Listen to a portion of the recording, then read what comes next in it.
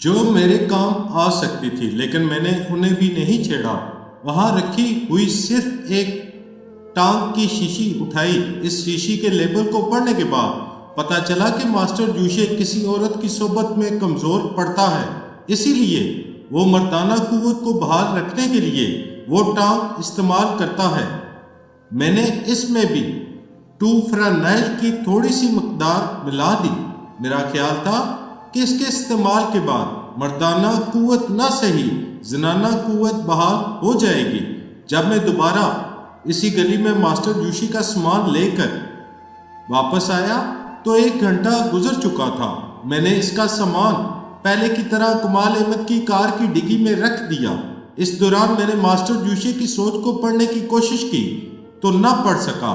میری سوچ کی لہریں پھر نادیدہ رکاوٹوں سے ٹکرا کر واپس آ گئی۔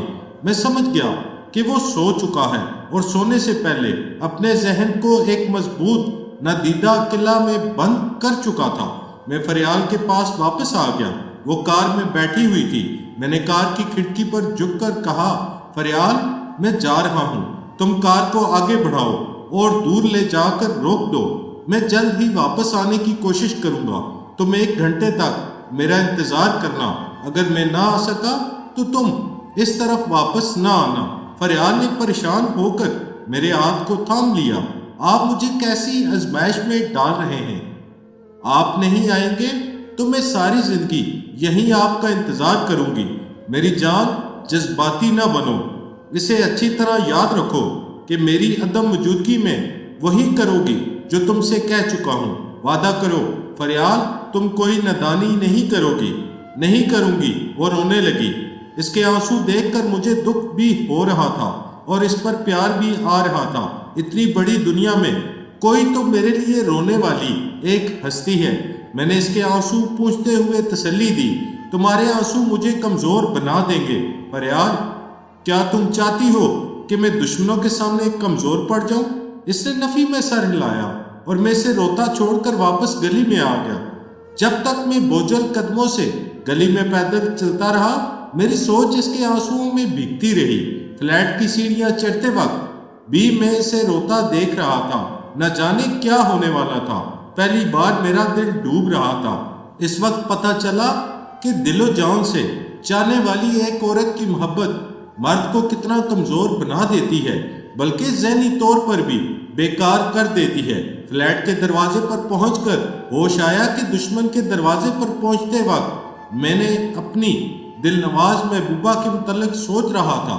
ایسے ہی وقت کہتے ہیں کہ محبت اچھے خاصے مرد کو الو بنا دیتی ہے۔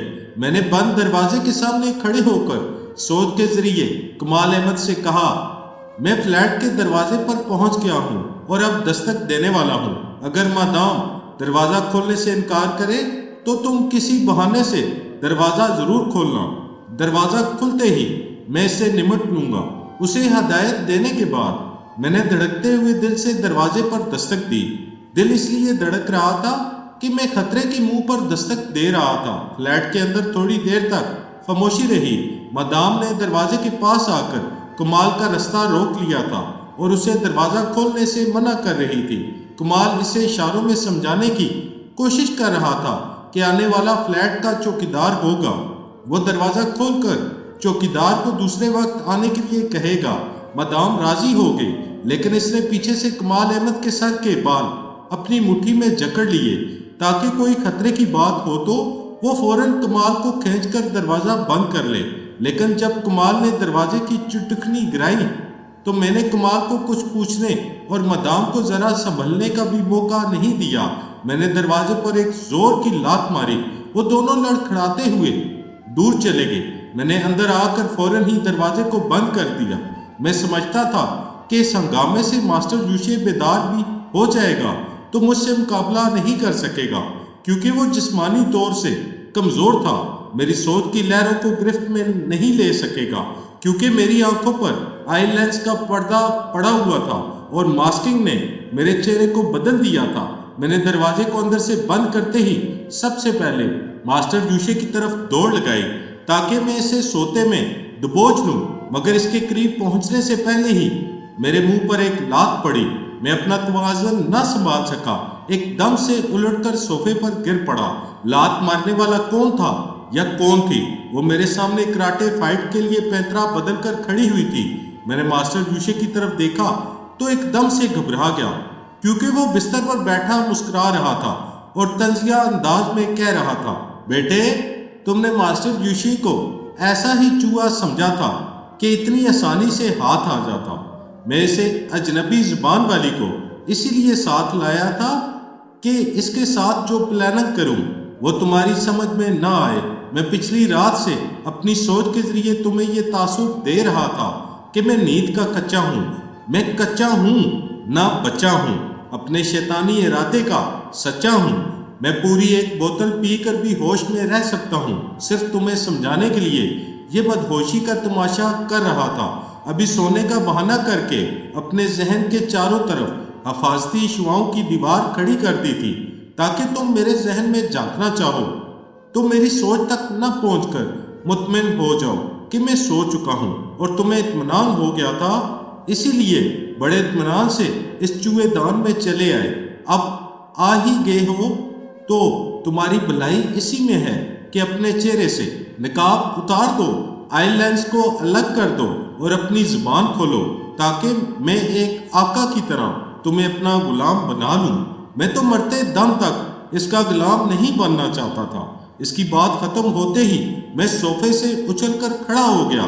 وہ ذرا محتاط ہو کر پیچھے ہٹنا چاہتا تھا، اس سے پہلے ہی میں نے اس کے منہ پر ایک ٹھوکر مار دی۔ اسی وقت مدام کا ایک ہاتھ میری گردن پر پڑا۔ اس کی ایک ٹھوکر میرے گھٹنے پر پڑی۔ میں فرش پر گر کر لڑکھڑاتا ہوا دور تک گیا، پھر اچھل کر کھڑا ہو گیا۔ ماسٹر یوشی نے غصے سے کہا، فرہاد تم اپنی زبان نہیں کھولنا چاہتے، اب دیکھو کہ سونیا تمہاری زبان کیسے کھلوائے گی۔ اس نے سونیا کی زبان میں سے کچھ کہا۔ اس کی بات سنتے ہی سونیا یوگا کے اصولوں کے مطابق سانس کھینچتے ہوئے کراٹے کے ہاتھ تولنے لگی۔ یوگا کے اصولوں پر میں نے بھی سانسوں کی مشقیں کی تھی۔ اس کے جواب میں جب میں نے سانسوں کو کھینچ کر کراٹے کے لیے پینترے بدلنے لگا تو وہ محتاط ہو گئی۔ پھر اچانک ہی اس نے مجھ پر حملہ کیا۔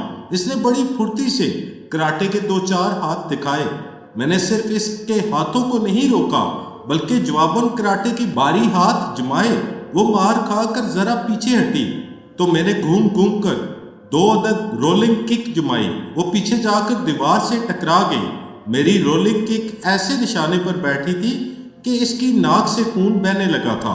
تب میں نے اس شیرنی کو گراتے دیکھا۔ غصے کی شدت سے اس کی سانولی رنگت تانبے کی طرح سرخ ہو رہی تھی۔ بڑی بڑی آنکھیں وحشت اور جنون سے ابلی پڑ رہی تھی۔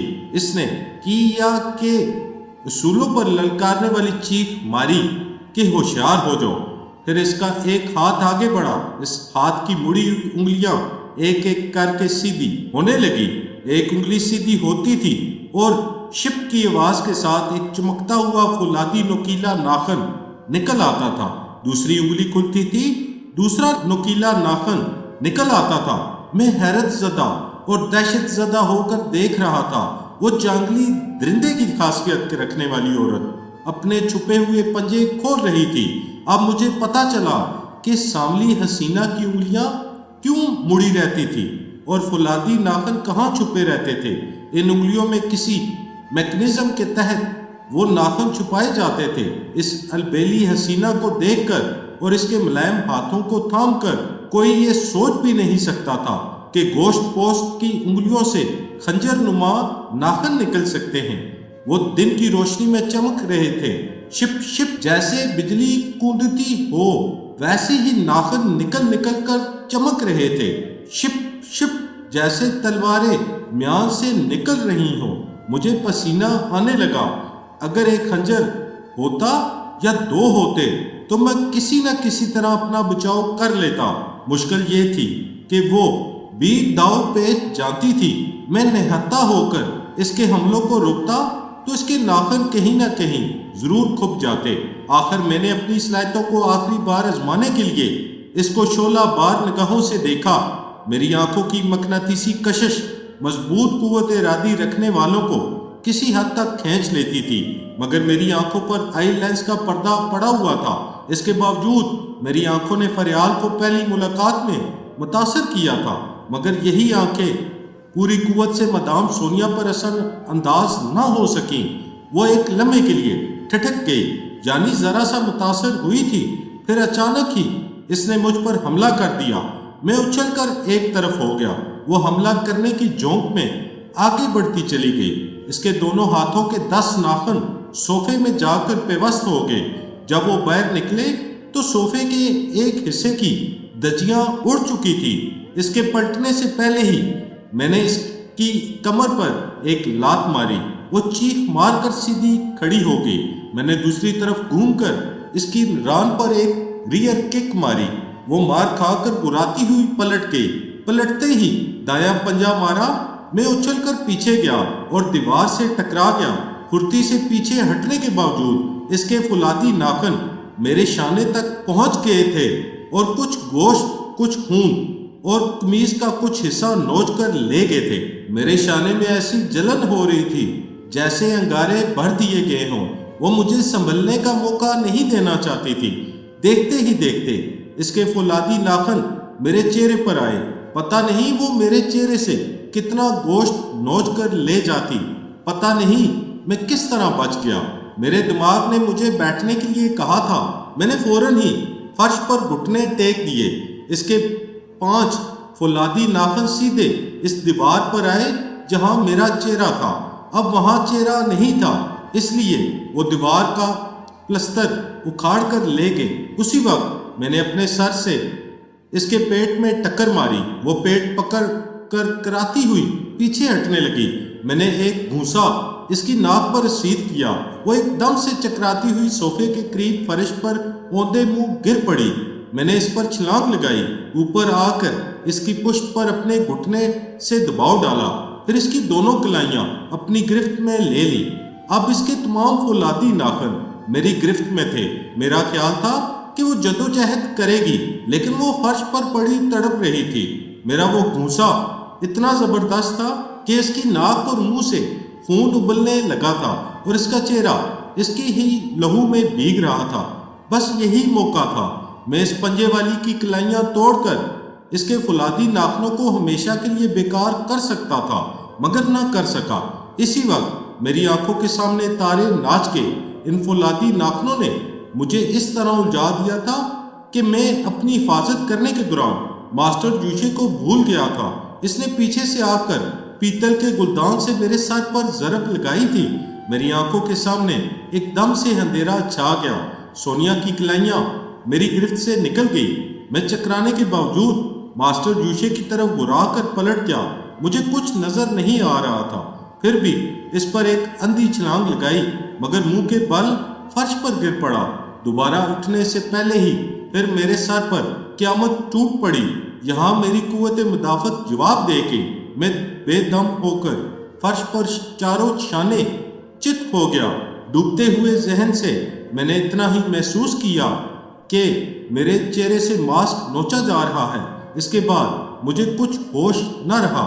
اس دلچسپ ترین داستان کے بقیہ واقعات دوسرے حصے میں آپ کو ملاحظہ کیے جائیں گے۔ ہمارے ساتھ رہیے، چینل کو ضرور سبسکرائب کیجیے اور بیل آئکن پر ضرور کلک کیجیے تاکہ آگے بھی تمام واقعات آپ کو پیش کیے جا سکے اور آپ کو بآسانی ملتے رہیں۔